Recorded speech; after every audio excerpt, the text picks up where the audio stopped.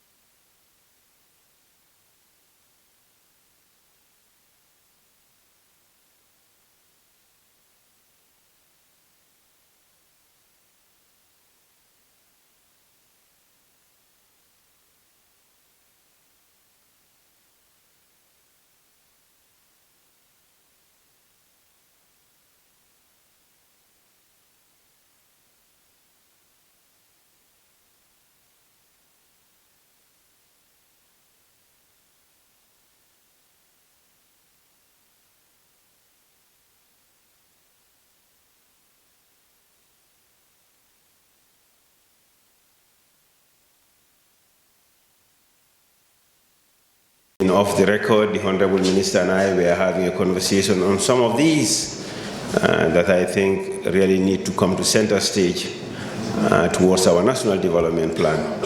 And the youths, what I can tell you, and to the permanent secretary, we heard your message loud and clear, and I can assure you and continue to reassure you that you have a president of the Republic who takes very, very serious when it comes to any youth activities and government's participation. So yes, you do have a partner in the government of the Gambia, Mr. Permanent Secretary. That being said, I want to reach out to the youths again to let them know that this is their country. This is our country, yes, but the stakes are too high. For the minister and team to come up with such an initiative, take advantage of it. Like it was already stated, in a very respectful way, yes, but be outspoken. And most importantly, be genuine of what you do, what you advocate for. Yes, we have all, anyone age now, have also been a youth before. The needs never change. Any country can put all its GDP towards the youth, it would never be enough, because this is the cream of the population. So you have a lot of work to do, but there is a lot at risk for you and for the future. So please take advantage of the minister's presence, interact as much as possible, ask questions as much as possible, but most importantly, I want you to look in the mirror and look at yourself and see where you see yourself in the next 2, 5, or 10 years from now. That is what will determine what you want to be, how you speak, how you act. Whatever you do in society today, know that you are going to be judged by that in the future. You will be the future governors, the future ministers, permanent secretaries, and the president of this country. And I can tell you, with these new cameras you see out there, everything you do is recorded to stay for life. What you put on your Facebook page is stay for life. Whatever you do in your community, how you interact even with your neighbors, respectfully or not, would always be there to judge you. So please, if you have a goal to be better than where you are at, to be better than any of us in this room today, think of where you're going to be, how you act, what you say, where you go. Everything comes as a package. And to see the youth here, especially the young women involved in youth development, I don't think we could have a better family than this. So to the Minister of Youth and Sports and your delegation, I am trying to tell you here that you have a team here from the West Coast region that you can interact with, you can learn a lot from, but you can also give a lot of information to them to help them be better. To my youths, especially the young girls, I want to assure you that our office is always open. Yes, I had Mr. Jao explain that the office is open. I think they are trying to bribe me so that if I see them, I can always open the office door to them. But they always come with Kamara, who is always looking for food, scavenging food around the office. So the youths are always hungry, and they know there will always be some food in the office. So this is why they're always looking around, even if there is no meeting to come around. But please, do not hesitate to get us involved. I know NECOF have not been some of the best experiences with us in the West Coast region, and I hope the minister and his team will continue to address this. I am also aware of some of the challenges the ministry also goes through, and I just wish that as a community, as a society, and especially as a government, we can all come and chip together, because whenever it happens, our number one partners have been the area council, and to CEO and his chairman, I always want to thank them for their involvement, and they are coming together to help the youths when that time comes. But this is something that is budgeted for, so we are going to challenge all of them. That it's not a gift you are giving to these youths, this is what they deserve. So let's give them what they deserve. It's not always easy as a society, as a government, what we budget for. If we realize that NECOF is here and then we have to struggle to go around using the name of the governor to raise funds, and at times not enough. So you have enough notice. I don't want to see my youths going around knocking on some of these doors, at times respectfully, at times even disrespectfully, requesting for funds when we could do better. So I hope after this interaction especially, the ministry would take note of that. My honorable is here, Cisse. He knows he and I have always been back and forth on this, and I want to recognize his presence and most importantly, his continuous advocacy for these youths. We will use our office to join you to advocate as long as we are here for the same goal, to make sure these youths get what they deserve from all of us as a family. On that note, I know it's a Friday, there is so much to do. Governor of West Coast Region, who is a brother, like he did say. Honorable, we're glad to be in your region. Of course, your Deputy Governor as well. And the Permanent Secretary at the Ministry of Youth and Sports, the Chief, maybe, I don't know, between the Chief and the Governor who is the host, but I guess for when we're in the district, so the Chief also is important. So Chief Bojang, thank you for those words.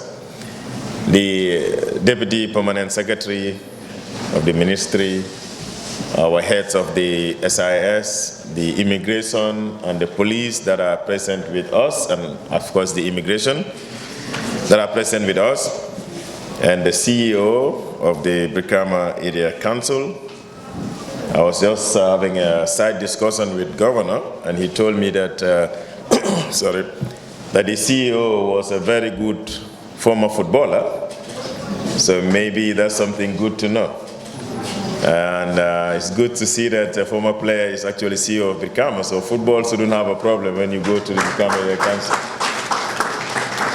And of course, our enterprise manager M&E manager at NEDI is also seated here. And good morning to the chairpersons, the directors, and the ministry, the managers of the various institutions under the ministry, deputy directors, and all of you, the chairpersons of West Coast Region, both from the youth side and from the sports sector, all the associations that are invited.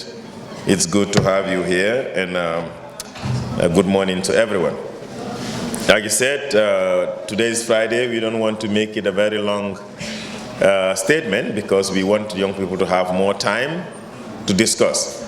But I want to start by extending appreciation to the Governor's Office for this coordination and collaborating with our office through the youth coordinators to organize this very important town hall meeting here today in Brikama. And we are glad that all the faces that we have seen here, a majority, or maybe all of them, are truly young people who are within the age of young people. And we've seen a very dynamic group. As I was sitting there, I was trying to scan through to know the individuals that I can identify, and I can tell that really West Coast has done a very good job in selecting the young people that are going to come here to have this interface with us. And so we want to say thank you for that. We want to say thank you for that to the coordinators and to the Governor's Office.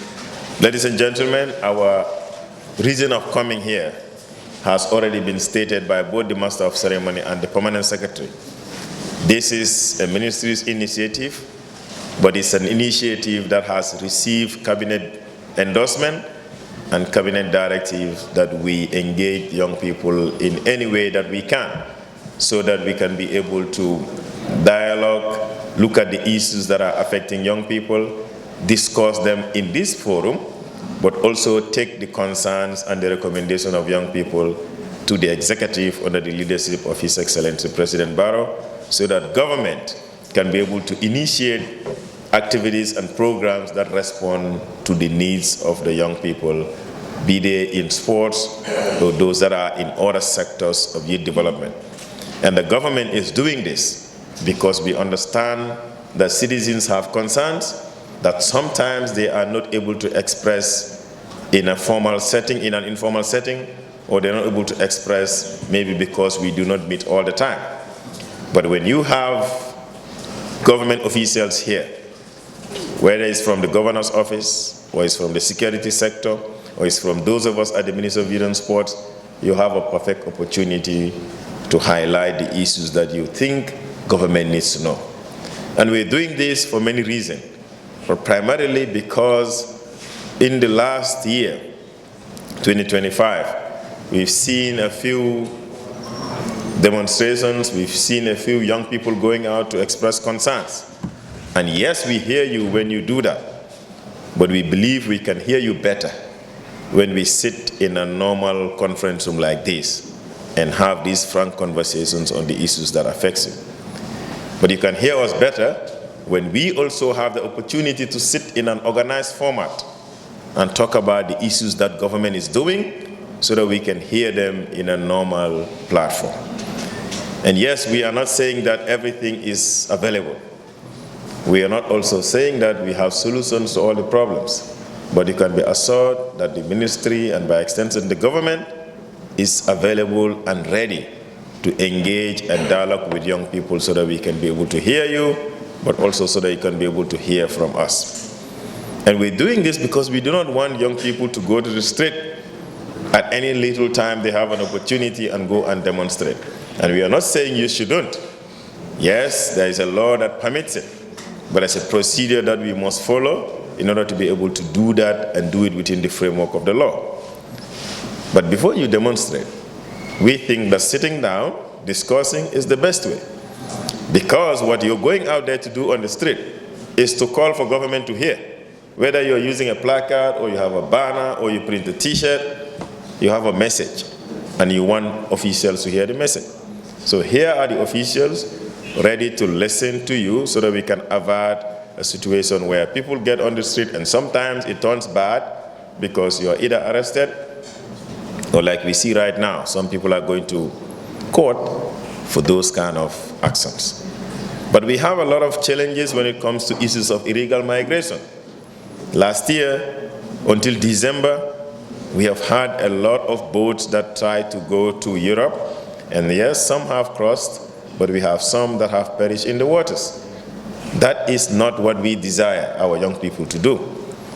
We don't want our young people to die in the seas or in the desert trying to reach Europe. And that's why government is doing everything possible with all the interventions in the education sector, in the higher education including TVET, or in the youth entrepreneurship that we are doing at the ministry, or with the NYSS program that are meant to empower young people, reorient them to be true citizens, but also give them the opportunity to go to a higher institution of learning and get a skill that they can be able to benefit from. But government at the moment is supporting other young people in the farms, young people who are interested in agriculture, through the Ministry of Youth and Sports, through the Ministry of Agriculture with the Roots Project. Equally, we have had support to give to young people who are interested in business through the Enterprise Development Fund and of the Women under the Ministry of Gender, and the one that we're doing through the ministry with the Ministry of Youth and Sports through NEDI. These are all initiatives that government have rolled out to young people. But if you're from West Coast, you certainly will admit to the fact that in the last 8 years, 9 years since this government came in, there has been a lot of efforts to address the educational needs of young people.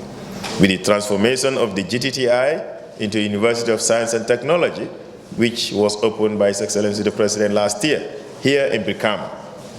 But recently we were in Faraba to open the phase 2 or lot 2 of the University of the Gambia.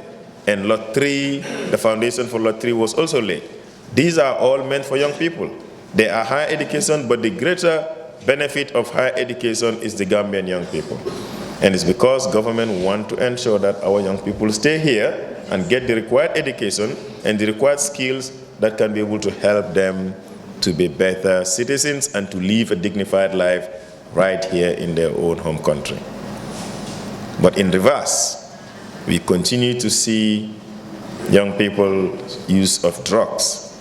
And we believe that there are other factors, a lot more factors that causes it. But we have responsibility as a government to engage our young people, to persuade them to disassociate from using substance or drugs that are illicit. But that is not an effort that government alone can do. Each one of you here is a leader, whether you're a leader in the sports sector or a leader in the business sector or you're a leader in the youth sector.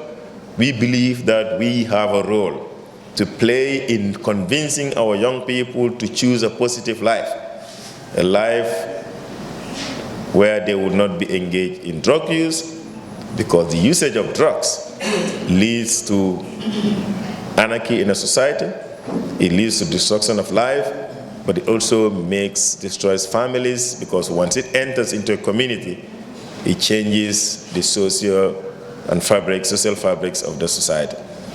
But all of us here have a responsibility to advocate for the change in that.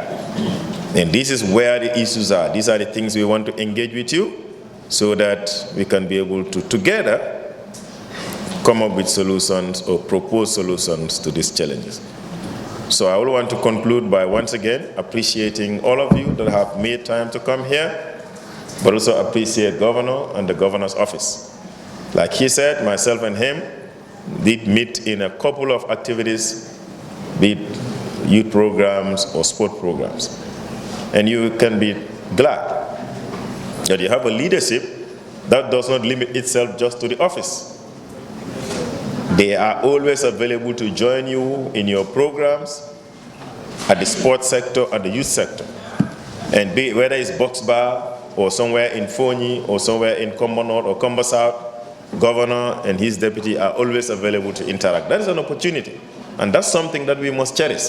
And I'm saying this because we all know what happens in other countries. It's probably Gambia and maybe a few other countries, I only know of Gambia anyway, where you can have a governor's number as a young person in a region.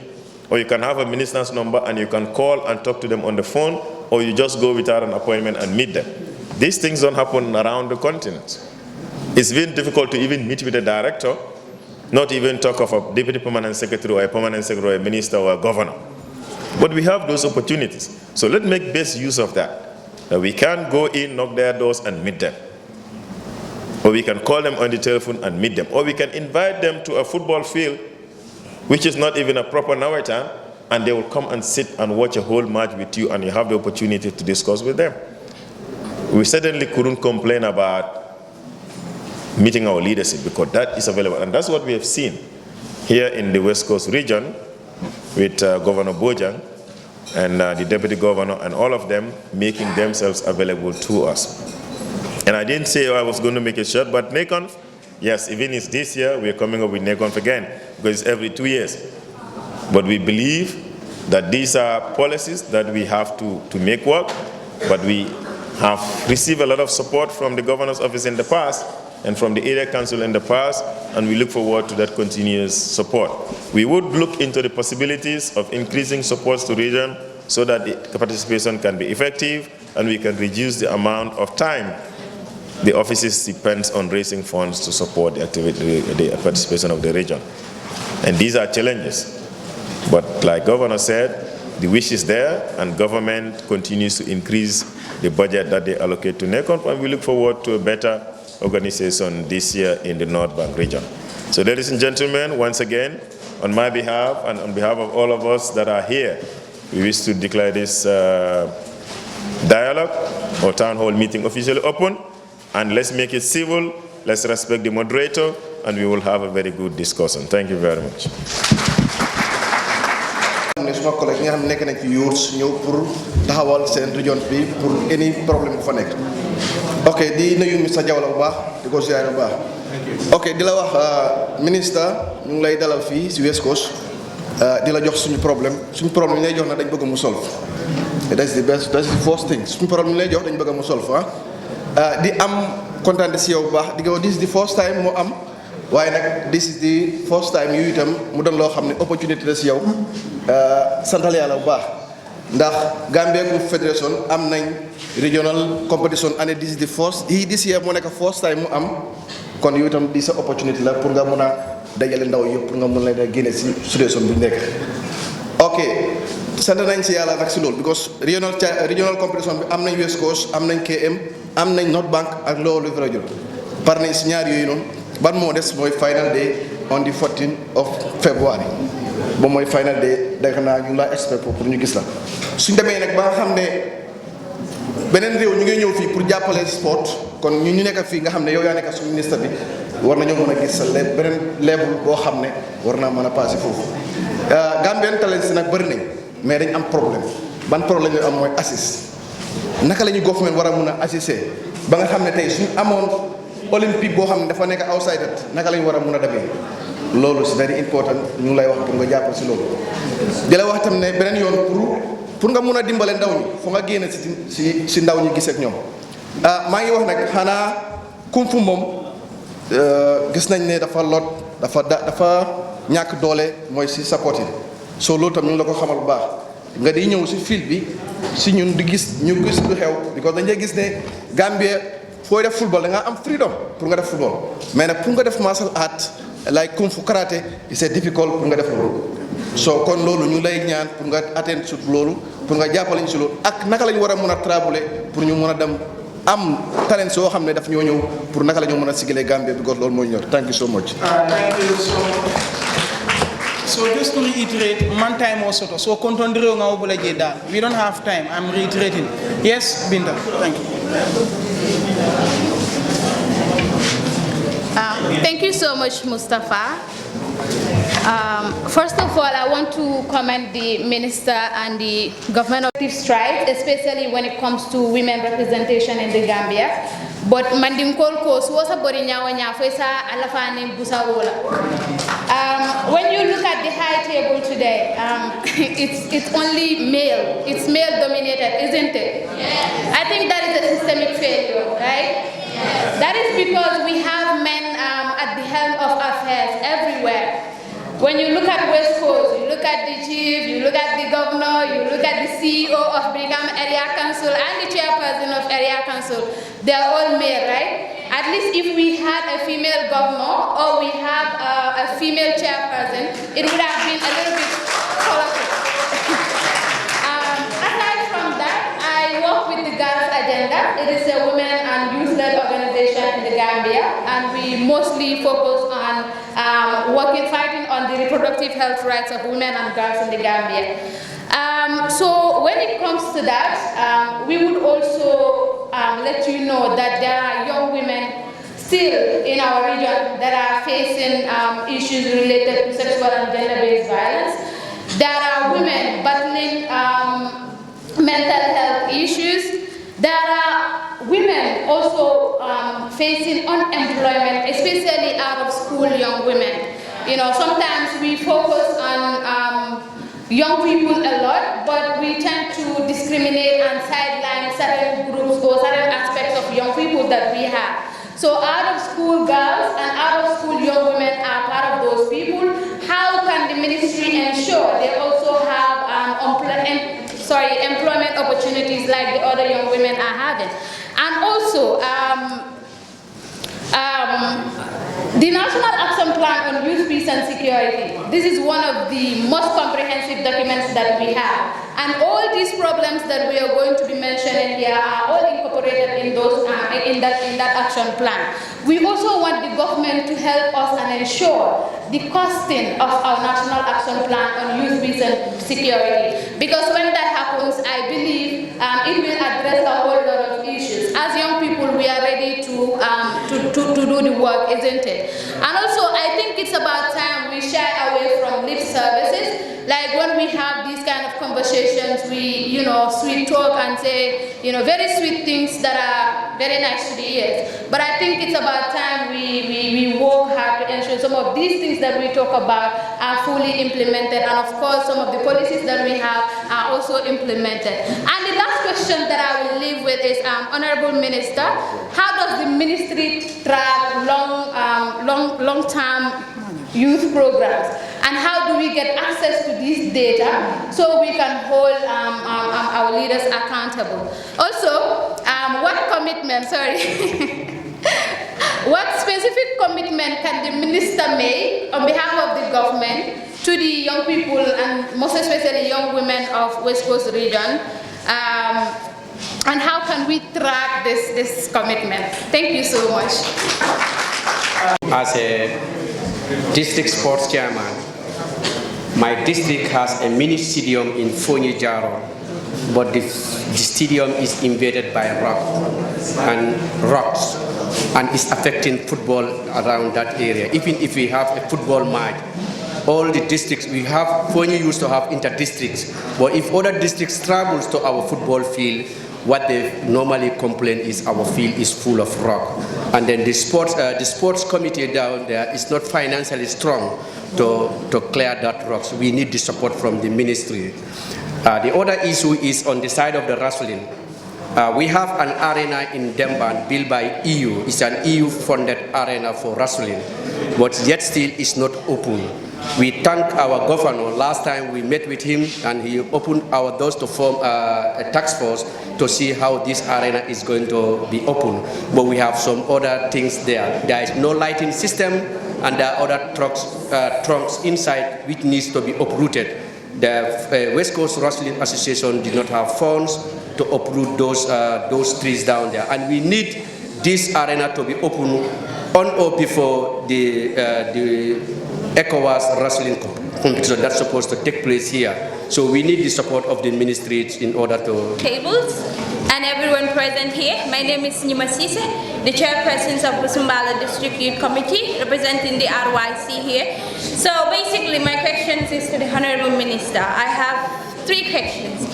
And the first one is, what is the ministry doing, Minister of Youth and Sport, to ensure that West Coast region have a youth center? Because when you look at West Coast, we don't have any youth center.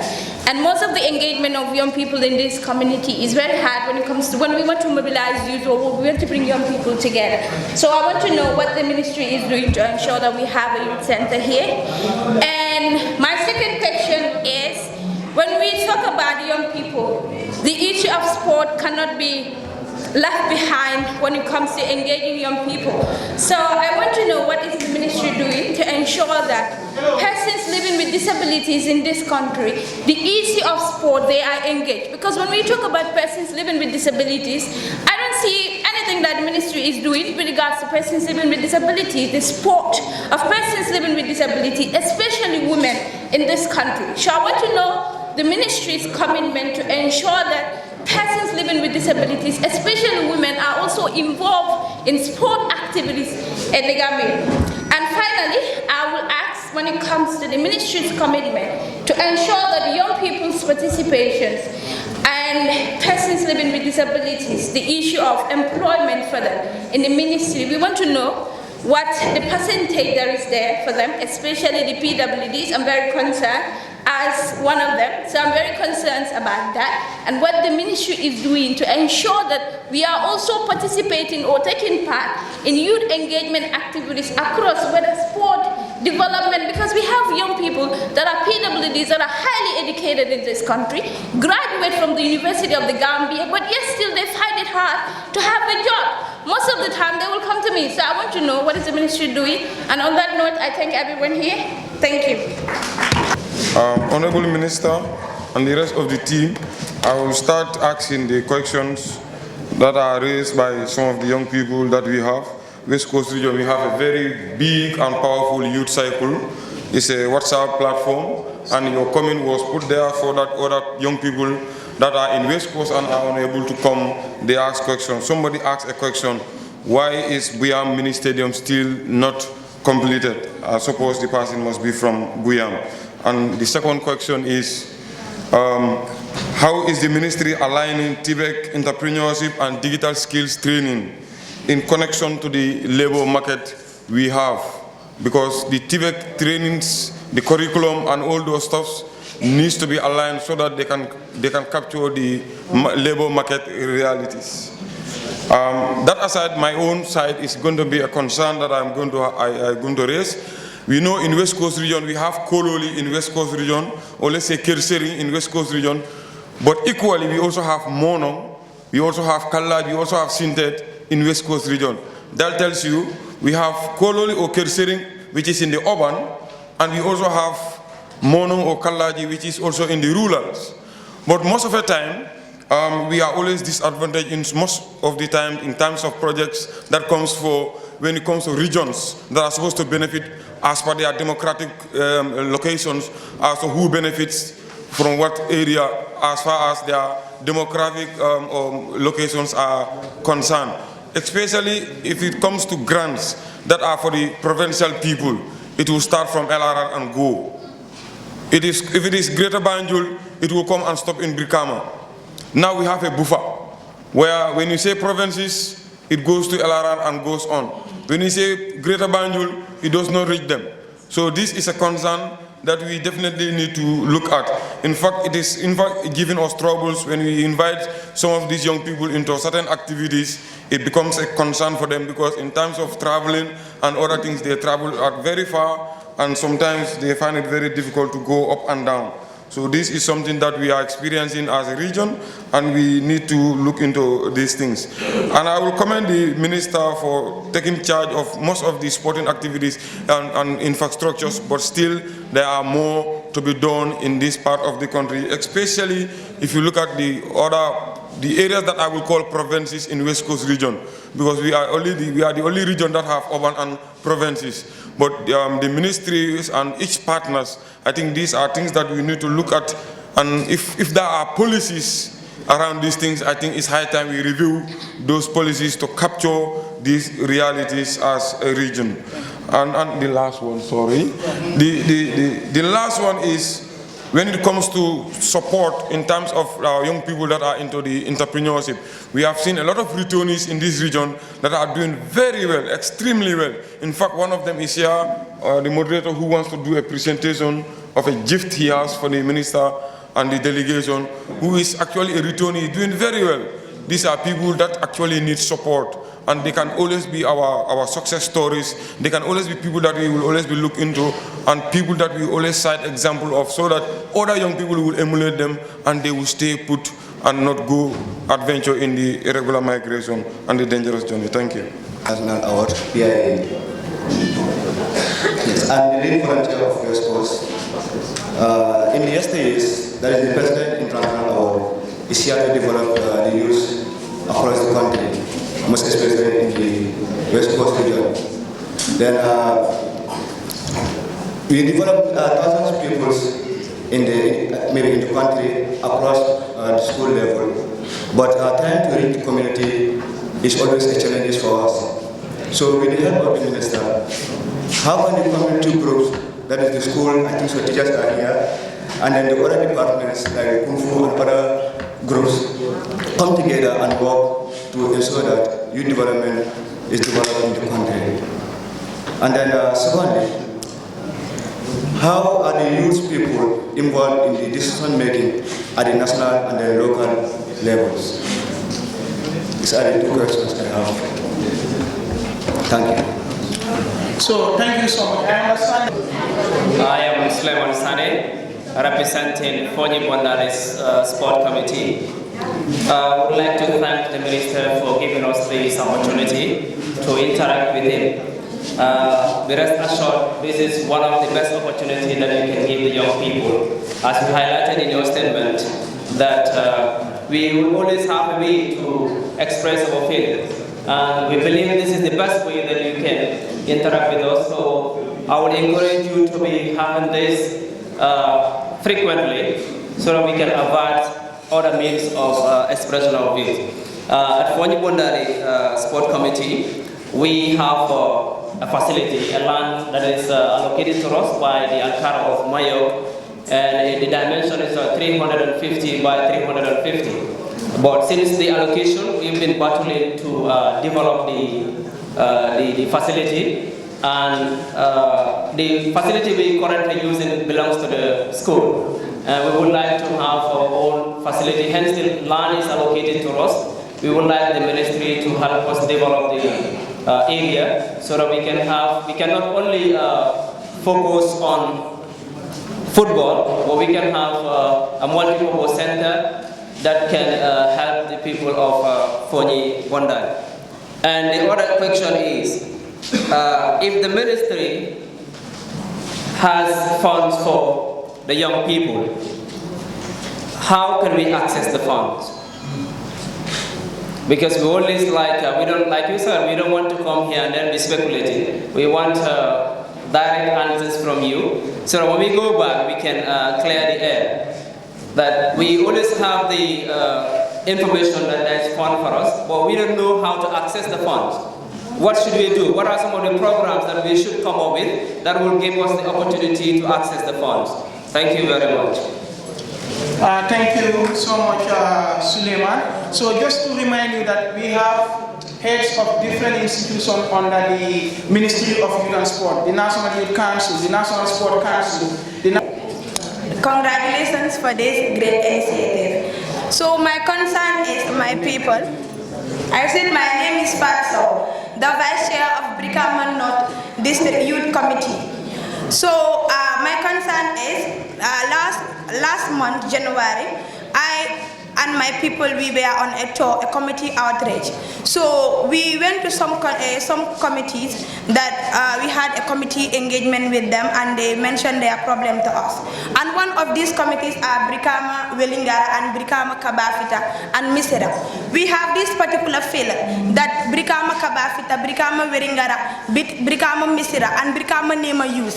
We were using this since we were young, and this football field was there since my father's era, or I can even say my grandfather's era.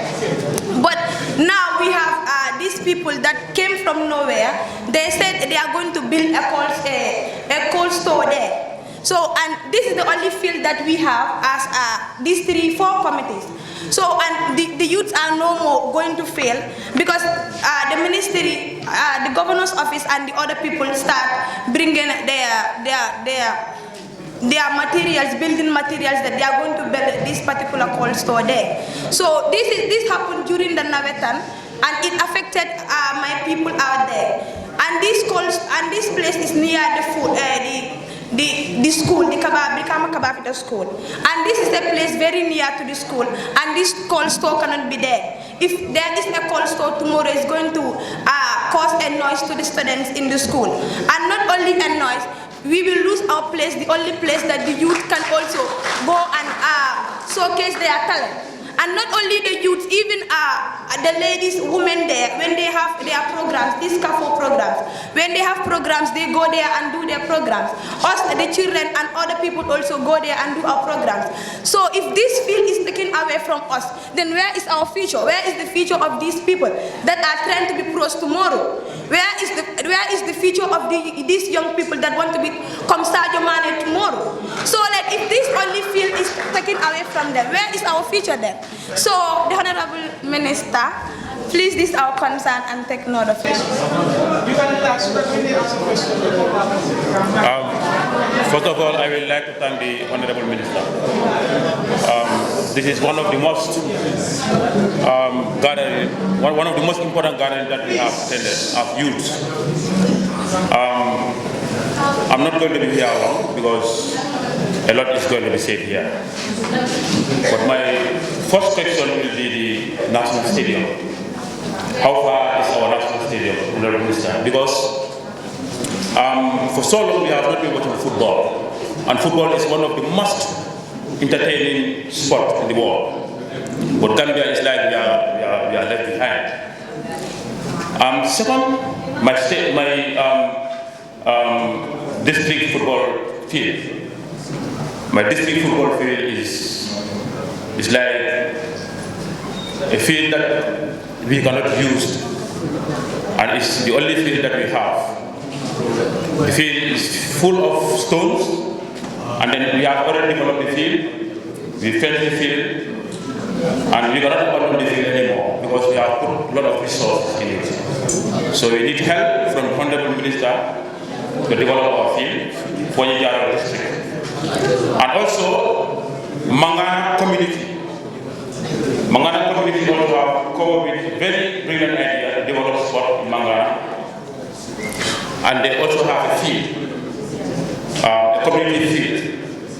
They also gather some funds with the diaspora, and we need support from the Ministry of Sport so that we can also have a mini stadium in Mangana. Mangana is in Fonijaro also, but inside it's open anyway. It's around Kampasa, Kamamu, Cheve, Jonkel, and Konsum. Thank you very much.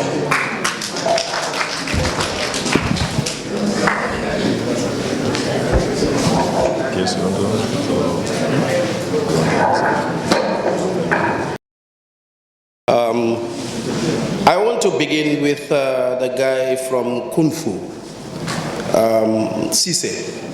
Yes, your request is about space for you to perform your Kung Fu activities.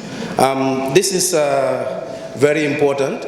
We value all the sports, and the platform is there for everybody. Now what you do, this is something that you can solve at your level, because we have the sports committees in each region. We have our district sports committees. We have executives responsible of certain football fields. Wherever you are performing your sport, liaise with them, you sit and discuss with them, because they also would understand. They are sport committees and not football committees.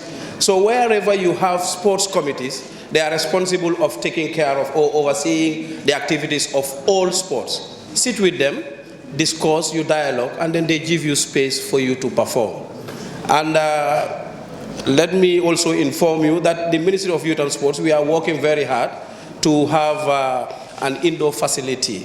For the first time, when we have this indoor facility, those that are closer to where it is going to be installed, you will have access to this indoor facility, and then there will not be the problem of having a push and pull with footballers in their on their football fields.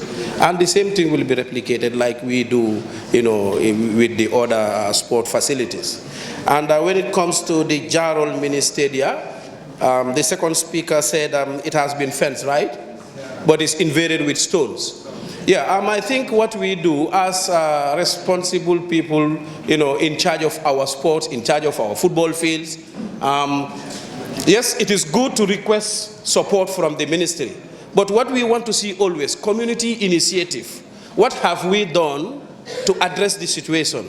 And at what level have you stopped? Maybe that is beyond your financial capability, or even, whatever capability you may have. So what you will do, start something, an initiative, and then you will tell us this is what we have done, but we cannot still contain it. Then you can forward that to the ministry, to the National Sports Council, and then it will be discussed at the ministry level. Yeah, please do that. And you also talked about having an arena. Yes, we are aware of this arena. This is given to most of the districts through the EU-supported project. What you will do, because you are part of the Wrestling Association, right? Liaise with your president, because there should be a follow-up to the embassy of the United Kingdom in the Gambia to see with the Wrestling Association whether the second phase is due to start, or are there funds to complete the arena. But you can also have partners. You have to initiate something. Write projects, send it to donors, and then see where your luck is. Whatever you have, the rest, the ministry may come in if the funds are readily available. Now, another one also is the persons with disability. I think is a lady who talked about that. The Ministry of Youth and Sports is doing very well to include everybody, whoever does sports. One of our representatives of the Gambia Amputee Football Association is here, Sana Kuyate. He is part of the executive and a university graduate for that matter. We have given support to all these groups. We have the deaf sports, they have their volley, football, and basketball, and athletics. In fact, some of them are professional players, deaf professional players for that matter, in Europe. Our national captain for the deaf football team is in Turkey at the moment playing his professional football. And just of recent, the Paralympic team is also sent to, it's the same team, the deaf team, to Nigeria to participate in the 50th anniversary of the ECOWAS community. So, we have more of that, and then we will continue to support people with disability, but also to ensure that they are all included in our activities, particularly that of sports. Okay.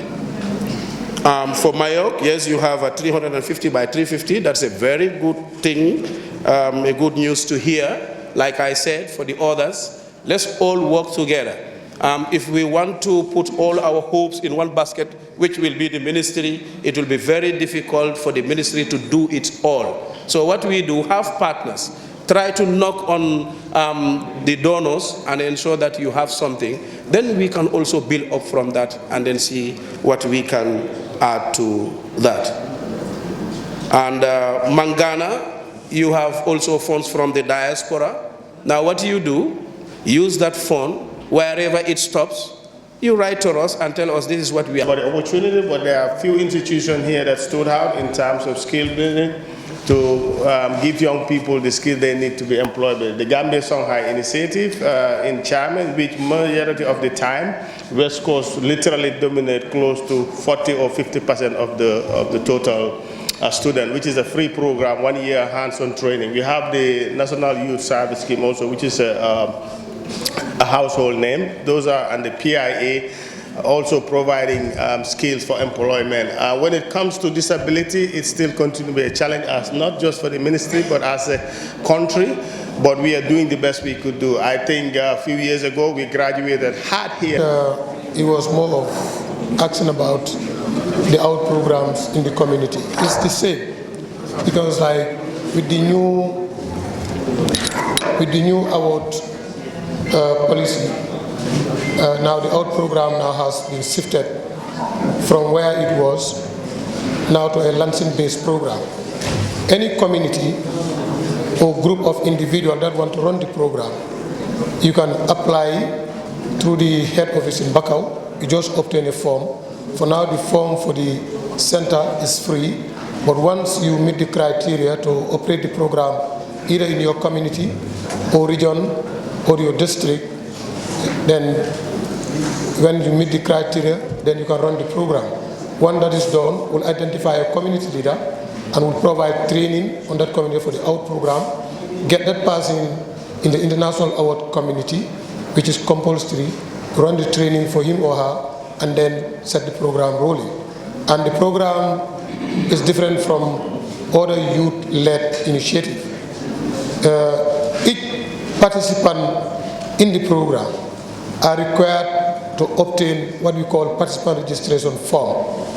When you're doing bronze, which is 6 months, you need to pay a registration fee of $500. If you're doing silver, which is 1 year, 12 months, you need to do 1 year, which is 1 year, 2 months, you need to do, you need to pay $300. Then if you are doing gold, which is 18 months, then you also need to pay $200. So all the fees that I mentioned is prescribed in the form, and those fees are not necessarily for us, because once you finish at each level, you are given a medal. It's at bronze, you have a bronze medal. If it is silver, you have a silver medal. When it is gold, you have a gold medal. And each of these medals are accompanied with a certificate. Both the certificates and the medals are customized documents and medals. You can only obtain this medal in Australia globally. You cannot get it anywhere in the world except from Australia, and you need to be authorized to get that. The certificate that will be presented to you are customized certificates that you have the signature of His Royal Highness, the Duke of Edinburgh, as well as His Excellency, the President of the Republic, who is the chief patron of the award. So, and the award program is a contribution-based program, like what we did last week. Any program that we initiate, participants pay to participate. People pay to participate. It's different from others. I think it's open for that. So that's what I have for now, unless there is another question that comes from the next bite. Thank you. Thank you so much, Honorable. I now invite Ms. Lala to the deputy. I am going to respond in two folds. The first one, I know there were questions, particularly from Binta around young women's participation, and also specific questions on how the young people that have recently been appointed, how they take part in decision making, and I think I am the right person to answer that question, given that I am one of the young people that have recently been appointed into the ministry. And I think my response to the first question is going to be what Honorable Minister told me when he was inviting me to come over to the ministry, and I was a bit reluctant, which is that the change that we want to see sometimes we can't influence it from the outside. we need to be on the tables where decisions are made. We need to be in positions where we can influence policy. And sometimes we are fighting so hard on the outside. We want change, we want development, we want impact for young people, we want solutions to the challenges young people are faced with. But unfortunately, sometimes the answer is when you come inside the system and you try to impact that change from within. And that's the response that I'll give Binta. Though we have so many young women that are doing incredibly well in civil society, in international development, in community work, and that is the kind of energy we need within the government. That is the kind of energy we need in positions where influence and change can be achieved. And the other question on how we make decisions and if we're involved, I know that you had some concerns about the high table, but I'll just say what you see here is not a reflection of what happens with our work institutions. In my institution, I lead administration, I take part in decision making, and this is not just for me, it's for all the other young women that have recently been appointed to, who are in the forefront, who are adding their voice and who are shaping decisions that you see happening and changes that you see happening within the ministry, obviously under the leadership of Honorable Minister. And the second thing that I'd like to talk about is, I know there have been questions around what we are doing about employment, what we are doing to ensure opportunities are created for young people to access jobs, to be empowered in terms of skills development and training. And this is where I'll talk about the National Youth Service Scheme a little bit. I know Mr. Mbaisen has answered that question to a certain extent, particularly what we're doing to ensure the inclusion of persons living with disabilities. Currently, under one of our skill development programs, which is called the Apprenticeship Training Program, we have young women who are living with disability but are enrolled in our program. Just recently, last week, a few days ago, we provided equipment support to them so they're able to go through their skill development training without any challenges. Right? So what we have right now at the National Youth Service Scheme is what we call the National Youth Service Graduate Program, where some of you have had the opportunity to be empowered and have paid internships for 1 year, aimed at ensuring you're given the opportunity for career advancement. And then we have the apprenticeship training program, through which we enroll young people who've never had the chance to go through conventional education, to give them opportunities for employment, for skills training across the country. And then we have the Tibet badge and what we call the normal badge, who are currently in USET, in Gainjora Skills Academy, and skills academies across the country where they're learning skills. And this is just to say, sometimes you will not see the ministry post some of these things, but you have departments and satellite institutions under the ministry that are doing all of this work. So be informed, come to our offices, our doors are opened. If you want to influence decisions that we're making, if you have... Mr. Moderator, as he rightly mentioned, already the salutations that we were supposed to do is already been done by him. So I will try to react to certain concerns that were raised. When it comes to the layout around Kabafita, the young lady is not here. I will first react to the concern that was brought by the youth from Mayuk. Suleiman, am I right? Okay, Suleiman, I want to let you know that the issue of the field, the land that has been allocated to the young people of Mayuk to use as a football field actually came to our office. But I don't know whether you were reliably informed by your National Assembly member, because he was in that meeting together with your chief. There are issues surrounding the land transfer. So certain protocols were not fulfilled, and that is why the issue is dragging. And I want to let you know that the National Assembly member, together with the chief, were tasked to work hand in glove and regularize the documentation, and then from there we move forward. Because the policy now is within West Coast, any land that is going to be allocated and is above 50 by 50, governor's stamp and signature must be appended to it. There was a concern by the chairman. I was informed by the Honorable Minister that if you look at it, West Coast Funi is considered a rural area. And as a result, West Coast Funi sometimes is deprived from projects that are intended for rural Gambia. I am not sure where he got that data from, but that may not be the case. I'm speaking as a native of Funi. What I know is government projects, either through government or through partners, normally have areas of intervention. And those areas of intervention is where the projects are supposed to be implemented. So if it is a project that is targeting Lower River region and West Coast is not part of it, despite Fonyi being considered lower, how do you call it again? Rural Gambia, Fonyi, it also stands to benefit. I will give an example of the Roots project. Jao, is Jao here the youth coordinator? Jao, where are the staff of the youth office? I wouldn't understand why the young lady in Brikama here who is doing auto mechanic is not in the hall. And it's been supported through Roots. Roots is a Gambia government project.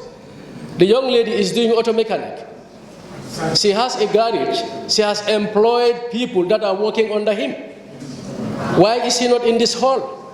Are you people telling me that you're unaware of it? Jao is aware, because the last monitoring visit I did with the Minister of Agriculture together with the Department of Agriculture, we went to her and we were opportune to see what she is doing.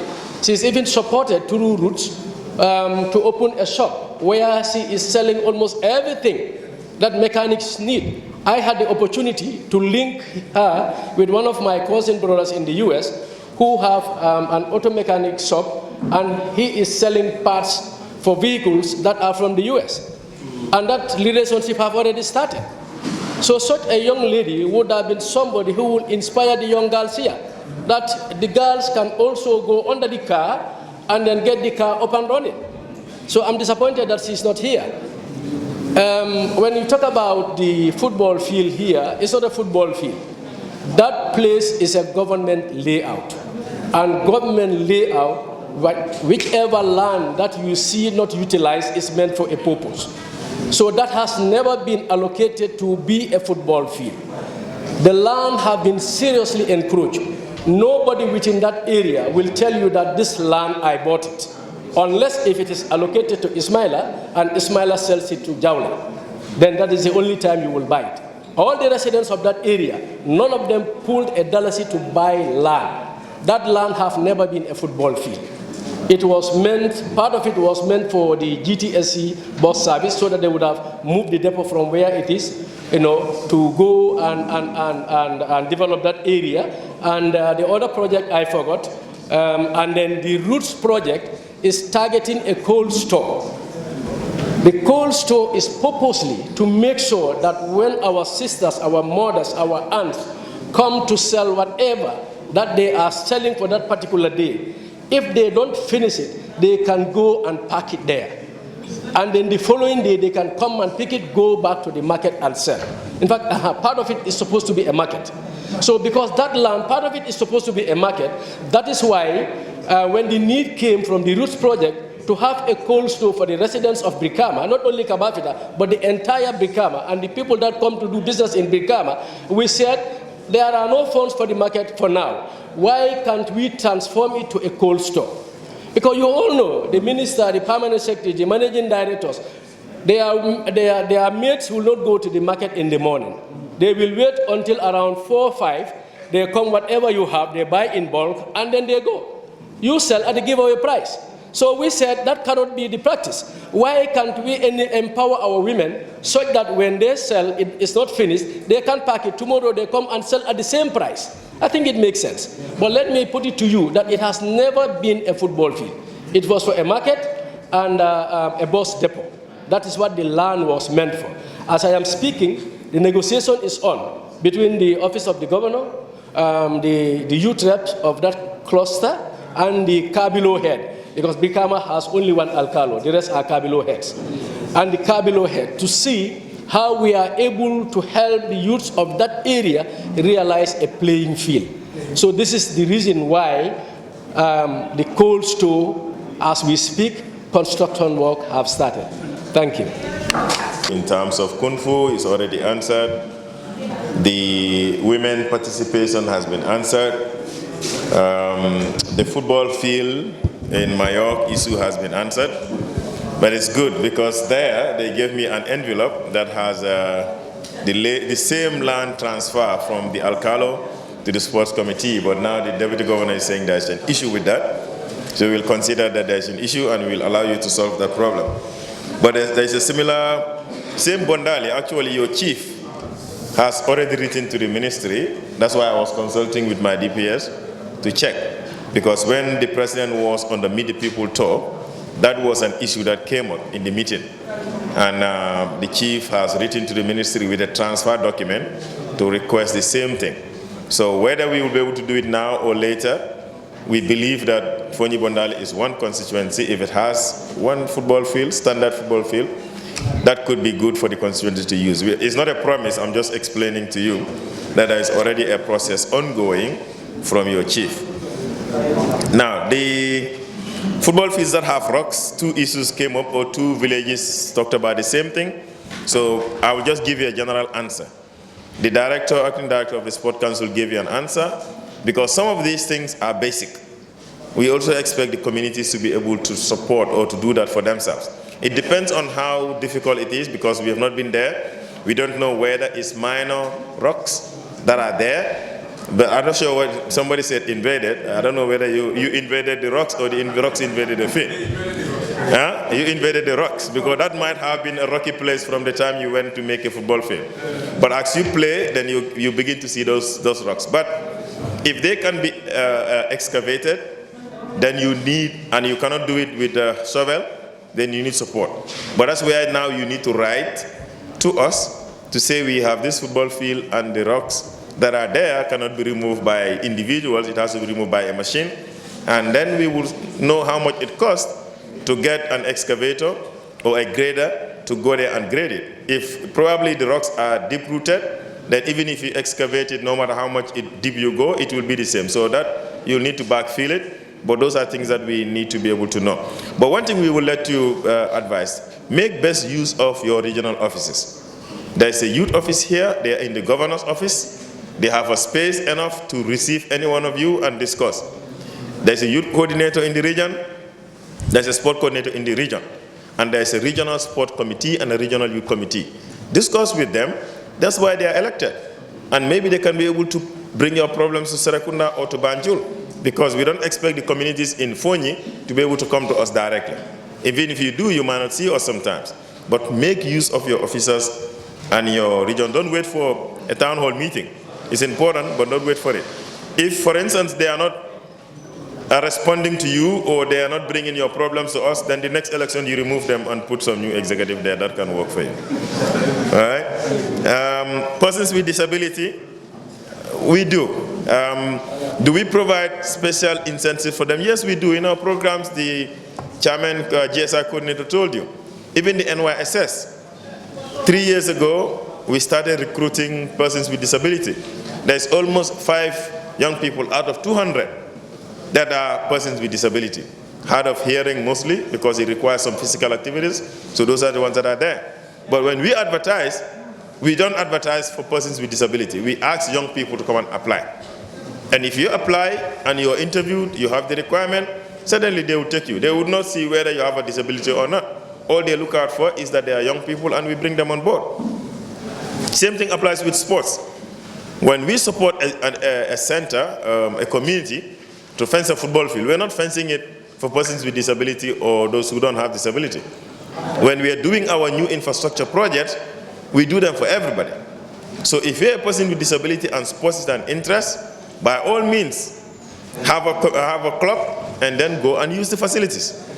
If today you go to Box Bar in Brikama, there's a football field, there's a basketball lawn. The basketball lawn now is not there for people who don't have disabilities, it's there for everybody. All what is required is to have a ramp, so that if you're on a wheelchair, you can be able to go there easily.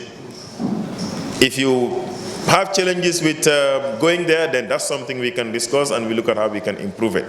But I think the challenge part is those persons with disabilities sometimes withheld themselves because of the social issues that we all need to decolonize our mind and make them welcoming, feel welcome, and then they come and participate. But the Minister of Youth and Sports do support. And the director told you that we have supported associations in the past. We did not create them, they created themselves. But when they have an activity and they come to us, we try to provide support as much as we can. All right, and like President Barrow would say, Nasedo Mantara Lakira Bijan. So us also, our witnesses are here, and they can testify of the support that we provide. Okay, but we need to see you. The NAP. No, the NAP is a very good document, certainly. And we have people here, Sonko is part of them, Mr. Badjie is part of them, that have worked on it. So it's a document of the government. It's a document of the Ministry of Youth and Sports. We are supported by the UN system to develop it. And when we launched our National Action Plan for Peace and Security, Gambia became the 6th country in the world to launch it. So we are a leader today. We are a leader in Africa and in the world when it comes to peace and security with regards to the action plan. The implementation of it is everybody's responsibility. That's why we have the security forces here, so that we can interact, you can ask questions, they can respond, we can also respond. However, it's a new document that we need to popularize, and recently the NYC had focal persons. All the government institutions, we identified focal persons for the implementation of the National Action Plan, and those focal persons were taken through an induction training, and they are now ready to serve in supporting the implementation of that plan. Why is BIAM not completed? BIAM is completed. BIAM Ministerium, let me put it that way. What is the difference? Is what people understood and what we set out ourselves to do. Those are the two different things that are there. People expected that we were coming to construct a mini stadium that has a football field and a pavilion. And so when they did not see, grass pitch and a pavilion, and when they did not see the grass pitch, they said the project is not completed. No. We want, and that's why information is important. And when officers come in your area, it's good to listen so that you understand what they brought to do. If I'm supposed to build a hall and put ACs there, but I'm not supposed to put tile there, it doesn't mean that when the project is completed, when I hand it over, there's no tile, it means it's incomplete. No, it is completed, because at the time of costing of the project, that's what you costed for. So when these projects were conceived and being implemented, the idea was to provide fencing, do change rooms, connect electricity, provide a borehole, and a perimeter fence. Oh, sorry, a chain link fence. These are the things that were agreed. And if you go to BIAM today, you would see that the fence was already there, but it was expanded or extended. They had no change room. The project brought a change room or change rooms for players and officers, brought a borehole there, and created the chain link fence and the grading of the football field. This and the ticket room, the ticket sales point. This was what was already agreed, and that's what is delivered. The grass pitch was never part of the project. It was never costed, and there was no funding to do that. That is why when we inaugurated or launched the project, we said these are phase 1. And phase 1 is, at the time, that's what we do. And the reality is, anybody who is in sports today know that quite a number of projects are like that. They are not like projects like Moyo Field, for instance, in Bakote, which was conceptualized and delivered in a full package with full funding. Everything being available, grass pitch, pavilion, change rooms, fencing, all of that. It's different. These ones were conceptualized in that manner. And anyone who, the older ones here, who play football in box bar, will tell you that box bar was an empty field. With water inundation, if you play football, sometimes the football gets stuck. When you kick it, it wouldn't get to the goalkeeper. Maybe the adults remember that. But then eventually, they created a fence. And eventually, they had change rooms. And then they had pavilions. And then they had a pitch. And now they changed the grass pitch to now an artificial turf. How long did it take them to develop that? Many years. That is exactly what we were doing. We did not want to just come, we don't have the money, but we can start small, and then communities will eventually be able to improve upon them year in, year out, until they get to what they want to get. That's the thing about BIAM, same thing with Kafuta, same thing with Sandu, and all of them. And even Kafuta will tell us our project is incomplete. No, it was completed. That was what we were doing. All right, we were playing the basic facilities and then improve upon them. Two more things. Access to funds. How can young people access funds? You're right. If you want funds, we don't have all of the funds, but we have all the institutions here. And at every given time, when we have a project it is advertised. When we're recruiting for NYSS, recruitment is done here at the regional level, not even at the office. So when we say we are giving 30 slots to NYSS for West Coast region, we bring the forms to the youth office, people apply, and then they're processed and sent to NYSS. Same thing with NEDI. Same thing, well, chairman is different. Chairman, everything is done at the main office there. But when we have funds, we tell young people, recently NEDI was advertising a grant for young people. 2 components, one for returnees and the other one for young people in business. And we had applications. There is a CRC, a credit review committee, and they review and advise that based on our assessment, these are the best young people that we think when we give them the money, they can be able to expand on an existing business. And that's how we do it. All right, so I'm not saying everybody who applies will be lucky, but you must be able to have something that is going on, and they will come to your site, your shop, or whatever you claim to have, and assess it, and then be able to give you. And the last one, the big one, the Independence Stadium. Independence Stadium is ongoing. How soon are we going to play football there? This year we will play football there, inshallah, because the renovation of the stadium was completed. What we were trying to do is what CAF recommended for improvements, to add more CCTV cameras, to complete the media tribune, because those things were not there before. So like if you watch TV, I've explained this. We put 4 cameras, 6, not 4, 6 cameras. CAF said we need 40 CCTV cameras. And of course, you need to buy an additional 36 and install it. We did the pitch, but we did not have the equipment for the pitch maintenance. And we did not have the right expertise to maintain the pitch. That's why in the last raining season, the pitch was infected with fungus. And now we need to get experts to come and change those things. So when people say the pitch has been removed, let me clarify that the pitch was never removed. We took the media there and we showed people that the pitch is still there. What happened was the top grass that was infected was the one that has to be removed, and then new grass is there, and but the artificial, which is underneath, is still there. However, we didn't have the right people to do the job. So we now have to depend on a company from France, because the hybrid pitch is a specialized type of pitch. You needed expertise to do that. We didn't understand all of these things at the beginning. And so we had to buy a lot of equipment that some of you saw on the media when we took the media there. Those equipments are expensive. They were costing almost 20-something million to buy. But we didn't have them.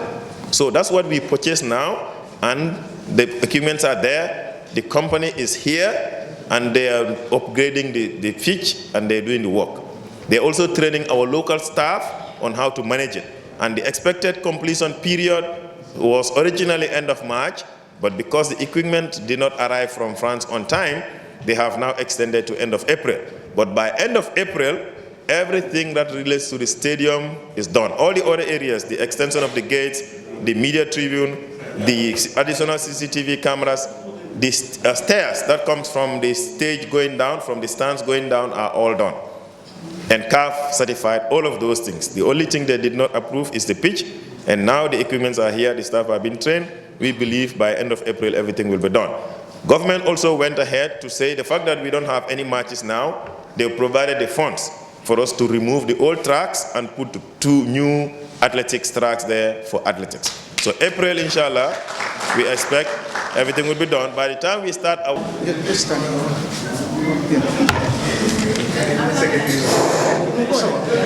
Yes, the Honorable Minister. I'm Ali Badjie, representing Combo's District Sports Committee. My point is, first, the need to have sports arbitration, that's CAS. In the Gambia, we don't have sports administration for arbitration, a body that is responsible for arbitrating sports.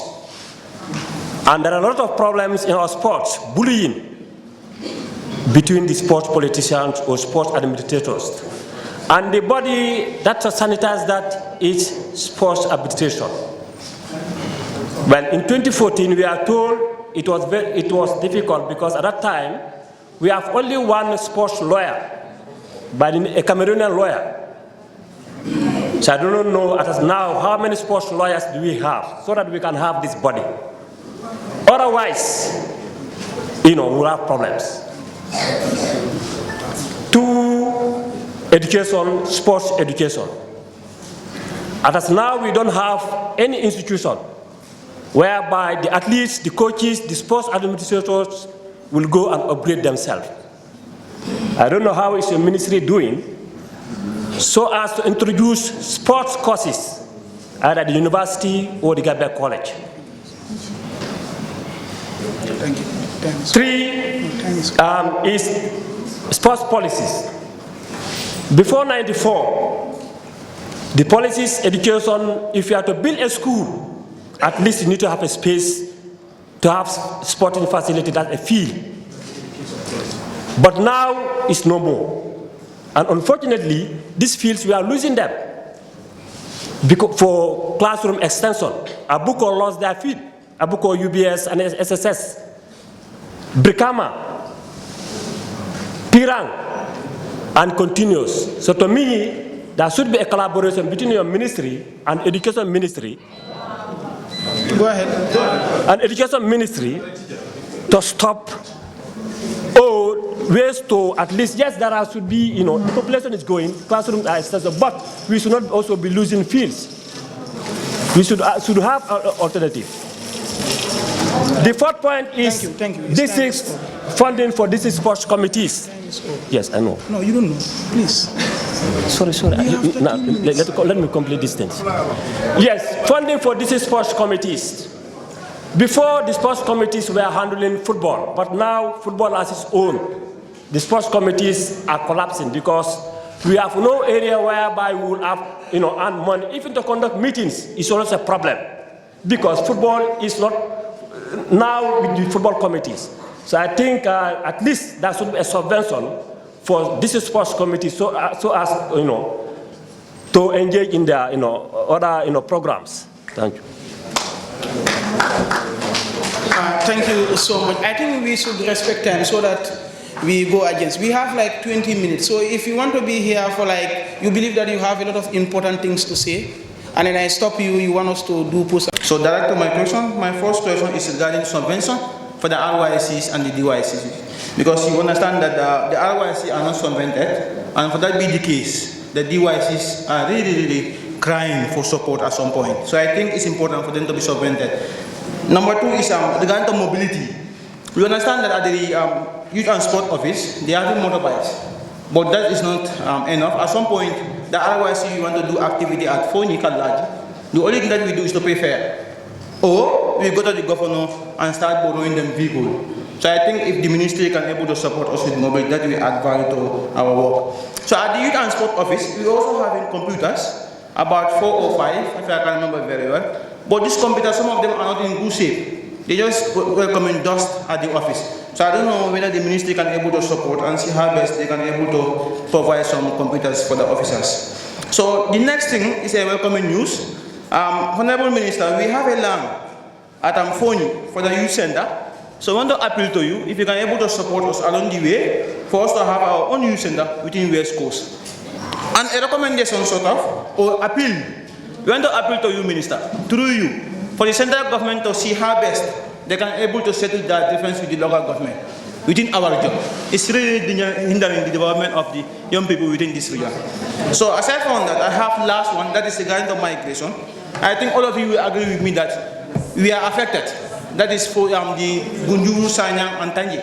Likewise, the Fonyis. There is this river in these areas, and there are vessels there. But some of these vessels are occupied by, I don't want to call them foreigners, but other nationalities. And some of our young people are working with them, but their welfares are not well respected. And we also understand that the government has issued some of the Gambian youths with vessels, but they sell them away to Bakary. But that doesn't stop the government from supporting the young people. Still, we want to appeal to you, if you are able to support some of these people with some vessels for the young people of this area, to at least be around that and to support themselves and their family. Thank you so much. Thank you.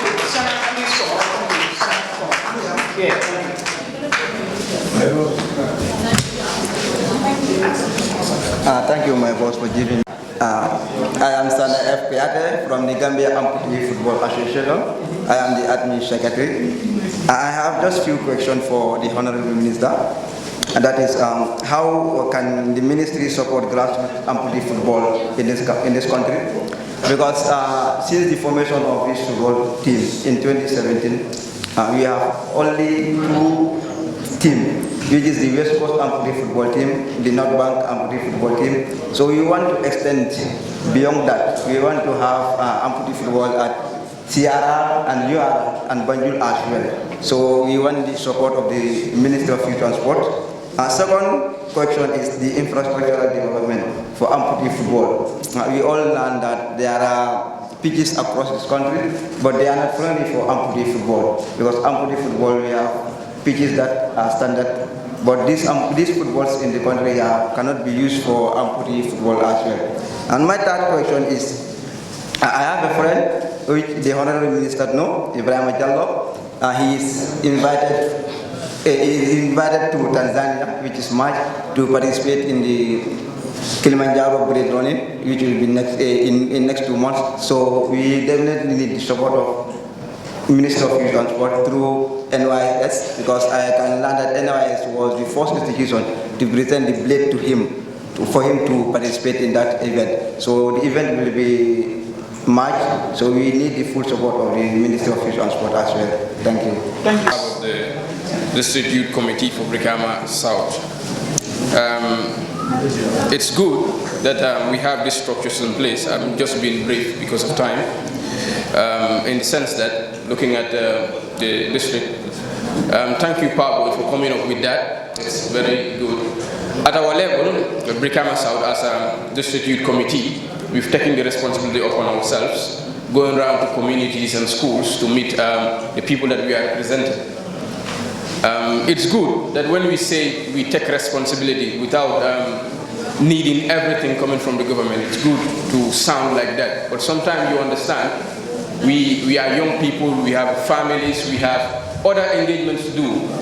You know, in Mandinga, if somebody wash your back for you to try to rob your stomach for yourself. What we are saying, it's the subvention I'm coming to. We cannot have structures that we call our own, and at some point I don't want to say pretend not to remember them, but sometimes we forget about them. So I think it's very important that we think about this. Only having the structures there and not putting incentives that will support their movement around, relaying what you put to them, sometimes is very discouraging. Because of time, I will stop on this. Thank you. Thank you so much. A representative of Fonyi District Youth Committee. Well, my question is, we have seen a lot of youth get arrested, tried in court and sentenced for drifting.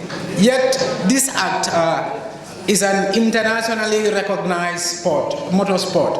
What is your ministry doing in order to make sure that drifting is legally recognized in the Gambia and it is safely observed? The other question is pertaining to athletics. Most of the time, the championships that are organized in this country are always organized by the Gambia Senior School Sports Association, and it is only limited to senior school students. Gathering. I have 3 questions, but the first question was asked in the first batch. My question is, we have a lot of emerging entrepreneurs in the Gambia. Those who have passion for business, some are already into business, and some have, the business idea or the concept. Now, what is the government doing in making sure that these entrepreneurs, we have sustainability? Some of them start their businesses within, 5 years, their businesses collapse, right? What is your ministry doing to make sure that these entrepreneurs, their businesses are being sustained? The second one is, under the health, well-being and sport for development, that is one of your thematic areas. What is the ministry doing in partnership with the Ministry of Basic and Secondary Education to make sure that PE is not only in the classrooms. I've been in Bissau, in Guinea-Bissau for almost 2 years on a business mission. Due to a very important circumstance, I came back to the Gambia. I realized, or I've seen, that PE is compulsory, not only in the classrooms. If you are going in the afternoon shift, in the mornings, they all wear their white, and most of them go with the Real Madrid jersey. Right? Most of them go with the Real Madrid jersey with their Cristiano Ronaldo at the back. Right? So, if you are in the morning shift, you go to the field for your morning jog and trainings in the morning. If you are in the morning... And my question is about sport levy, because the sport levy is a government initiative aimed at generating funds for sports development in the Gambia, and its purpose is to finance Gambian sports development. So why National Sport Council is not subventing the regional structures to implement their activities? Thank you very much.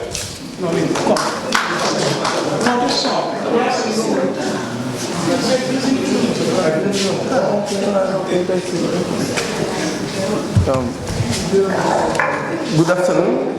I observe and respect the protocols. I am Sekou Sanyang, the regional sports chairperson. I just have few concerns regarding what people are saying here regarding some of the sport infrastructures in the region.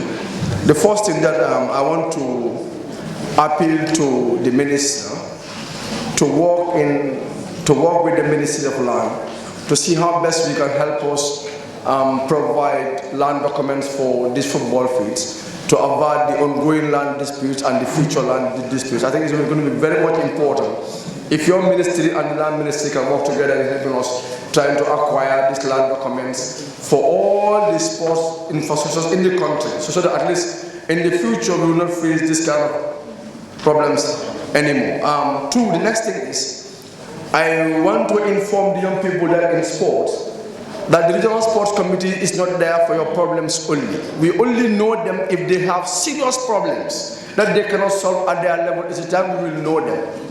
Start consulting, start contacting us from now if you want to start acquiring lands. The land problem in Fonyi Bondali, the issue there, they have the issue in Bondali is because of the sports committee, that the problem is there. Sibano, they acquired theirs, there was no problem, because both parties were involved, from the regional level right down to the chief's office, everybody was involved. And today I want to plead to the Honorable Minister to help us and support the Fonyi Bintang District Football Field. The Fonyi Bintang District Football Field, they start with Operation Deep in Your Pocket, is what they started with. Operation Deep in Your Pocket, and they were able to collect over 100,000 to start the job, and they are doing the physical job on their own. Going forward, the West Coast is the biggest and the best coast in sports. We have no sports complex in this region. We realize that there are government buildings here. Right now, the football house is owned by the government. So it's one thing. Okay, assalamu alaikum.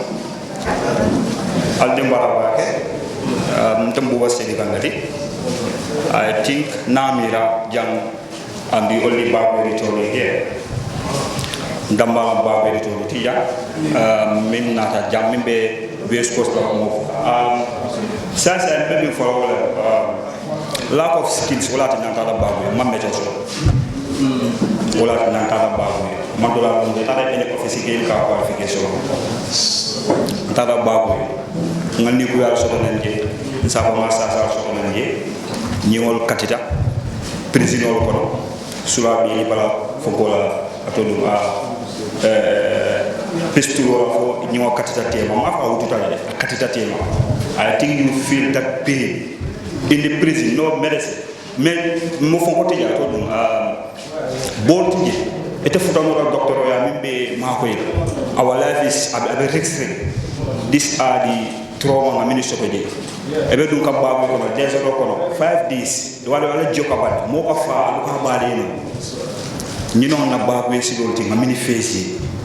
You know the reality to me being back way Siloka. Nico more 10 letter. More flood, more 8 fire. We are celebrating the 2. No more for us celebrate. But all the 8 ngani na wa. Ntanga nula ko bagwe mankesidori foni kel nyanda mimma. Ninga fo nga sabe Facebook nga nende jama so ko ay ko ko ngata. But I'm so the life skills me ke kan foni kel. Okay, bidi musa ngam jam. I make sure I learn skills. Nga me chokara, nga painting ke, nga work balance so kara, work balance installation kara. I go back to my community. Tara foni kel kumande na ko ya nga on board. I form a football team because I was also in the football academy.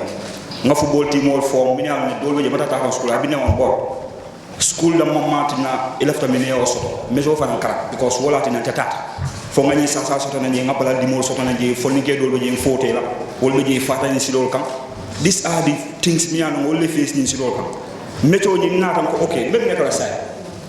And all this thing nga ke prison ko if I come back 5 years, I want to have a first Bakary skill academy in this country. And I'm going to name it under my sole name. I'm going to talk about it because not boy you phone care about the Bakary. They must say no because I'm going to society. They say I'm coming for you because you have fontaine. You can't feel guilty. Never make a life in the society. You didn't cause they push me away because I'm a Bakary Tony. Phone care mahani man do the man now because the society they for you. If I come back, I'm going to make sure this negative thing is turned into positive. That's what first thing I'm for you. Turn this message or the negative words into positive. Bimbo Kekante. I formed this skill academy with 0 butut. Bilinga mejo kara phone ke na ngini ni mejo. I train on painting, wallpaper installation, wall panel installation. Mbeje ko consider ko doing business. I have to make sure my friend don't invest again. Nga Gambia yaay fo la ko dole. Nga Gambia yaay nga ko dole kay I see rubbish. Nga fo ko solo se rubbish ko ko waste.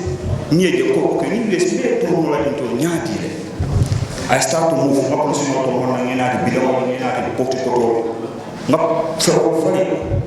Wala ni mo porosimo bi ha fi da ba de porosimo ba I told you porosimo bi na to ani bi do ma ta programme la ha ma mo I make sure nasi ngabbe ma tombo ni to flower vase double pot on palato so all these things are also part of it me are tableau and we make different type of tables with this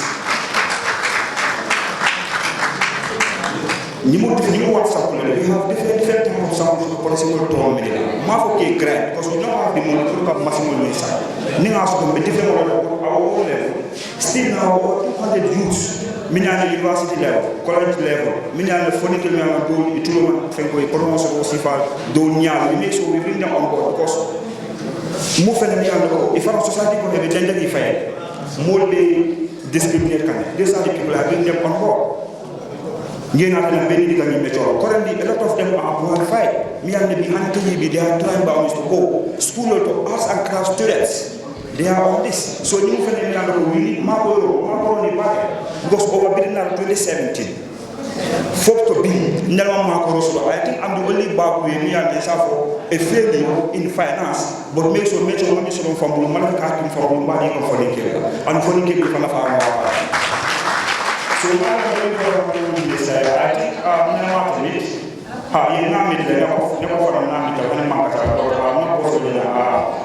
definitely for me all the time I can test every so I can tell coming say can a push let's take now usual push it's not only sometimes can't text so many for minister I also need support not only for me it's a lot of the science academy the first Bakary skill academy in this country help me to establish this skill not only for me but the youth many character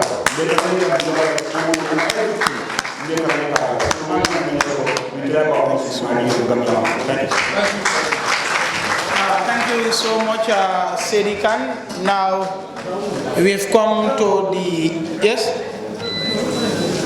What often let me just tell you the time so that whoever is responsible, we have 25 minutes past. So I'm just saying that is the end of the questions and then suggestion. Now it is time to respond and then for us to do the closing remarks. Yeah. No, I didn't say that. I said we will respond and then, yeah. So I don't know who wants to respond to what. Because we have 5 minutes. Well, unless, yeah, if maybe I'll just respond generally before PS will do the closing. On maybe Deputy Governor would, if there is any that relates to the region, then he can be able to respond to that. But I mean, good one. To start with the Sports Tribunal. Yes, so I'm sure if you follow the news, you must have heard us talk about the sports bill that was approved in cabinet around November last year, last November. So it is supposed to go to Parliament, and once Parliament approves the bill, it becomes an act. And that act specifically creates different platforms. It creates a sport tribunal, it creates the anti-doping platform, and then it creates the sports fund, the sports development fund, and quite a number of other things, right? So we are in the process. We recognize that sports need an arbitration, and the sports tribunal is certainly supposed to come up so that it can take care of all these challenges we have. Subvention to the RYCs. We did something last year, I guess, for the first time, that the ministry subvented the regional youth committees, and we do support some of the regional sports committees when they have programs. However, it is not a practice to support regional youth committees. We wish we can, because when we give money to the regional youth committees, maybe they can also support the district youth committees. But it goes down. Then you have the village youth committees. And sometimes funding is a challenge, and that's the primary reason why we limit most of the things to the national one. But like we always say, regional youth committees can raise their own funds. Hello, can we listen, please? And some of them have means of raising funds. I don't know about West Coast, because yes, in West Coast you don't have a youth center. And in fact, that brings me back to the issue of the youth center. We can look at supporting, somebody said it earlier, West Coast is the only region that doesn't have a youth center, that's true. But already regional youth committees have youth centers. In North Bank, they have Frefenya Youth Center, which has rooms, it has catering facility, it has a hall, it has an IT center. It was opened last year in February. And so if the regional youth committee has taken responsibility and manage the revenue coming from there, I'm not saying they wouldn't need money from the Youth Council, but they would be able to fund some of their activities from there. We just came back from Basse 2 days ago. Same thing we told them. Basse has a youth center that has rooms, and they transform those rooms into stores, shops, and they rent out the restaurant. They're generating revenue from where the musical activities takes place. That is revenue. That can be able to support the youth committees. You go to Janjambure, there is a youth center. There is one in Bansang. In CRR alone, they have 3. One in Kaur, one in Bansang, and one in Janjambure. So sometimes some of these things we also need to take responsibility. And because we are having this interface, we'll take the opportunity to say, we want our young people and our youth committees to be adequately responsible, just like how you hold us accountable. Revenues coming from these youth centers and all of that is, apart from paying staff and electricity, the rest should stay there to support the work of the youth committees. Government and youth and the local government, central government, local government relationship. I agree. We need to do better in managing the relationship between the central government and the local government. And sometimes it is unfortunate that the politics is what takes a lot of precedence over the relationship. That they can go to an office in the central government at the ministry or to the governor's office and get it, but maybe they wouldn't want to do that. So these are things that we, as citizens, should continue to talk about and continue to advocate for a more cordial relationship between our councils and our ministries and our local government. But there is nothing, the laws are very clear about what should happen. The problem is whether people are ready to follow the law or apply the law as it should be. Because if the law says things are supposed to be like this is the precedence, and somebody says you don't want to respect the precedent, then there's a problem.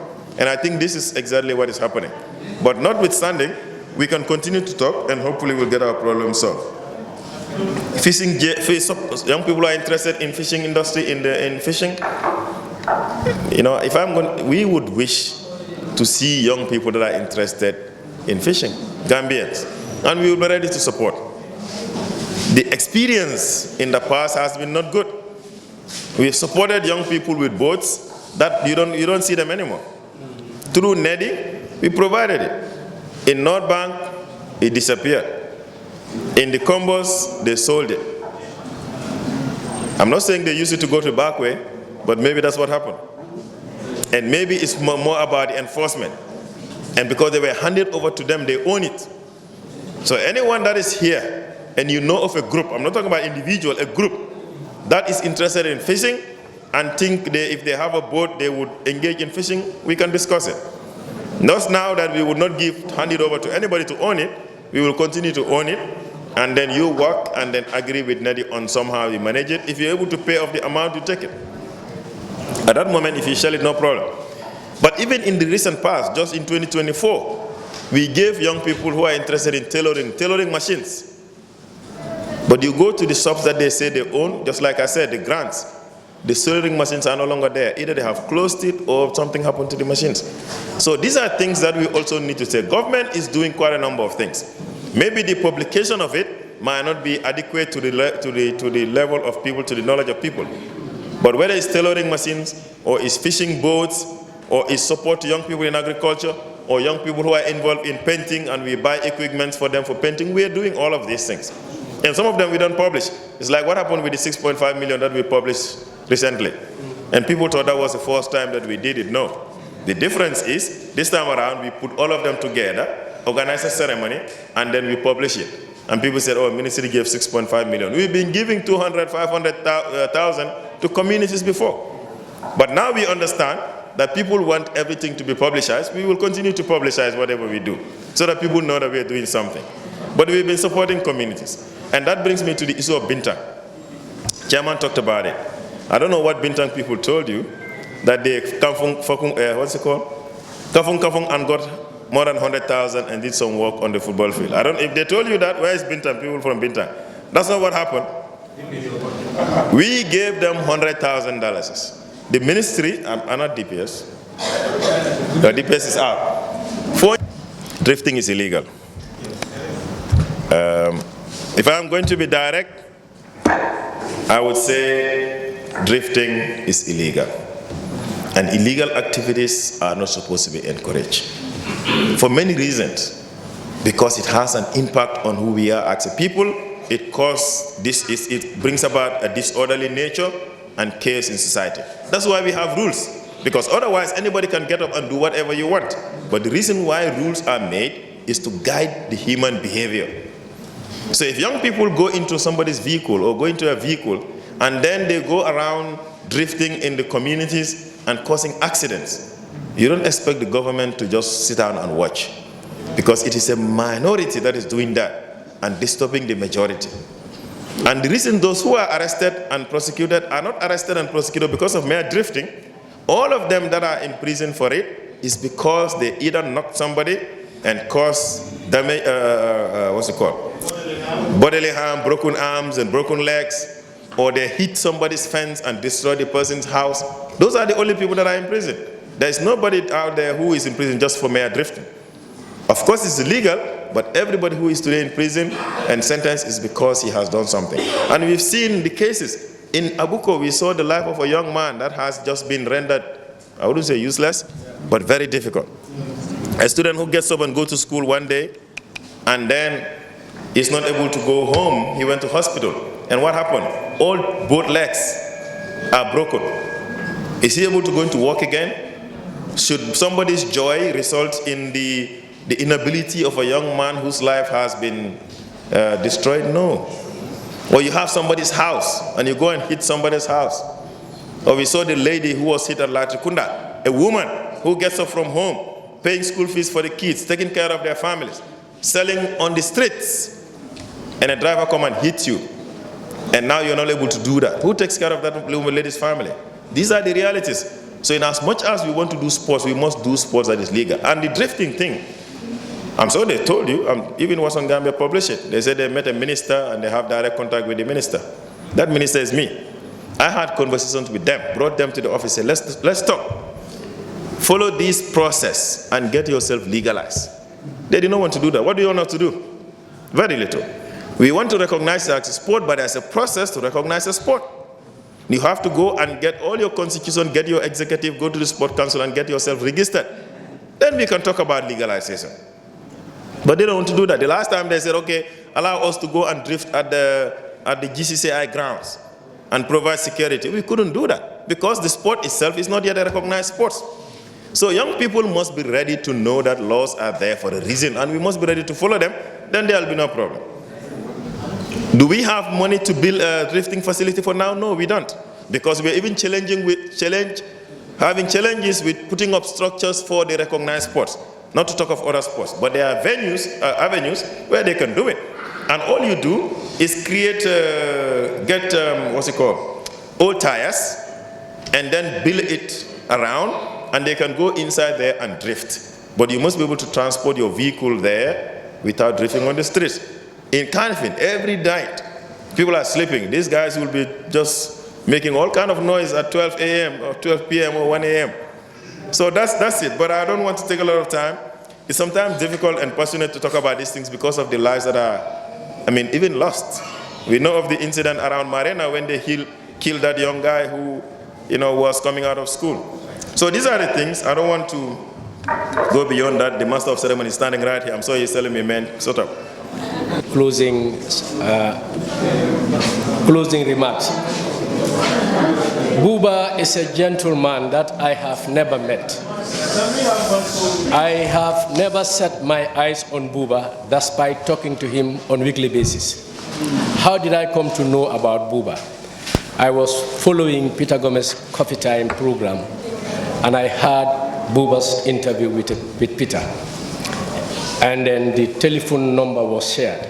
Immediately after the program, I called and I identified myself to him. Then I was at KM, and I advised him to come to the region to meet with the governor.